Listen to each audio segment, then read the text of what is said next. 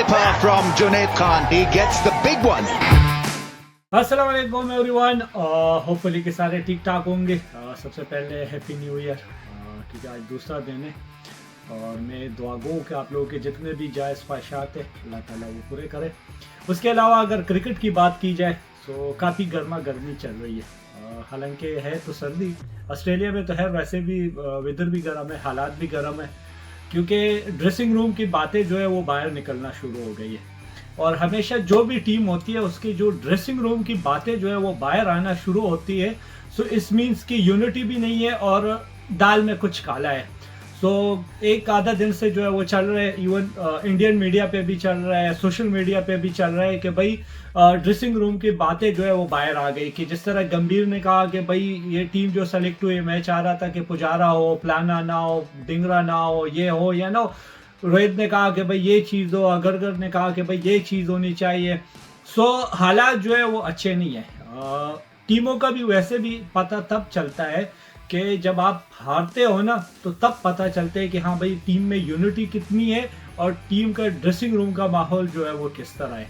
सो कई टीमों पे ये चीज़ जो है वो गुजरी है, लेकिन इतने बुरे ख्यालात और इतने बुरे चीज़ें जो है वो नहीं है बाहर निकली है जितना इंडियन टीम का हुआ है। हालांकि अब भी उनकी टीम जो है वो बेहतर है और पहला मैच जीती भी है, लेकिन प्रॉब्लम क्या आ रही है कि एडजस्टमेंट हो रही है। एडजस्टमेंट इस तरह हो रही है कि आप देख ले कि जिस तरह केएल राहुल जो था उसने एज ए ओपनर जो है वो परफॉर्म किया। सो रोहित शर्मा छठे पे था, फिर वो कप्तानी का नाजायज़ फ़ायदा लिया और वो आ गया ओपन पे, तो उसको वन डाउन पे कर गया।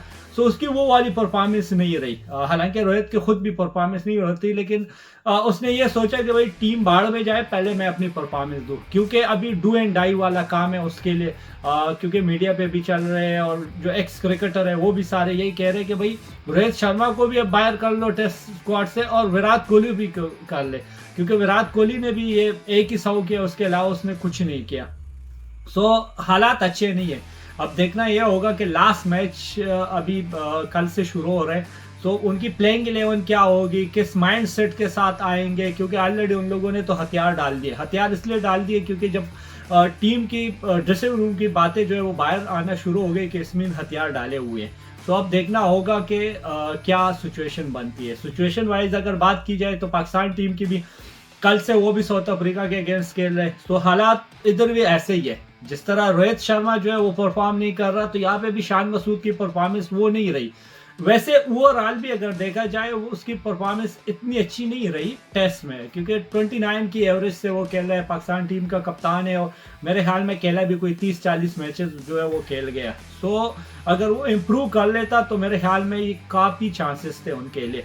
तो उस पर भी उंगलियां उठ रही है, दूसरा उसकी कप्तानी पे भी उंगलियां उठ रही है, क्योंकि पहले सारे ये कह रहे थे कि बाबर है वो डिफेंसिव कप्तान है। तो यहाँ पे भी शान मसूद ने भी वही वाला काम किया, क्योंकि जो पिछला मैच हुआ है तो वो इजी पाकिस्तान जीत सकता था। पहले इनिंग्स में भी जो 8 आउट हुए थे उसके बाद जो है 100 रन जो है उन लोगों ने 8 किए, और सेम दूसरे इनिंग में भी वही मिस्टेक किए।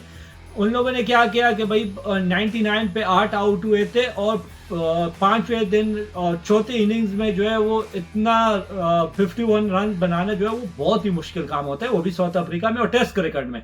लेकिन उन लोगों ने टक टक करके जो है वो चेस कर लिया।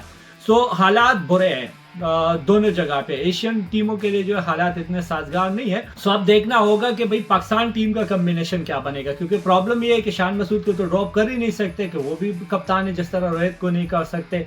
बाकी जो है वो परफॉर्मेंस तो बेहतर रही है। जिस तरह अब्बास का कमबैक हुआ है तो अब्बास ने अच्छी बॉलिंग की है, लेकिन थोड़ा बहुत अगर बॉलिंग वाइज अगर बात की जाए ना, तो एक तो सलमान अली आगा को उसने बॉलिंग ही नहीं दी। हालांकि उसने अभी जो है साउथ अफ्रीका के अगेंस्ट वाइड बॉल में जो है आउटस्टैंडिंग परफॉर्मेंस दी।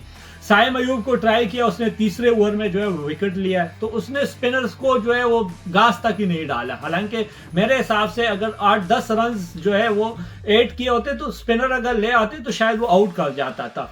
फिर आमिर जमाल जो मेरे ख्याल में अब्बास के बाद जो है थोड़ा बहुत जिसके रिवर्स स्विंग होते हैं, हल्का सा होता है, इतना ज्यादा इसका भी नहीं होता, तो उसको एक ओवर दिया, वो भी एंड में दिया और आके उसने 11 रन दिए। बाकी जो है जब तक हमारे फास्ट बॉलर नहीं, ओवरऑल आप देख लेना कि जो भी फास्ट बॉलर रिवर्स स्विंग नहीं कर सकता तो वो टेस्ट क्रिकेट में आउट नहीं कर सकता। अब अब्बास को आप देख लेना, अब्बास 120-125 में कर रहा था, लेकिन उसका हल्का से जो है वो रिवर्स स्विंग हो रहा था।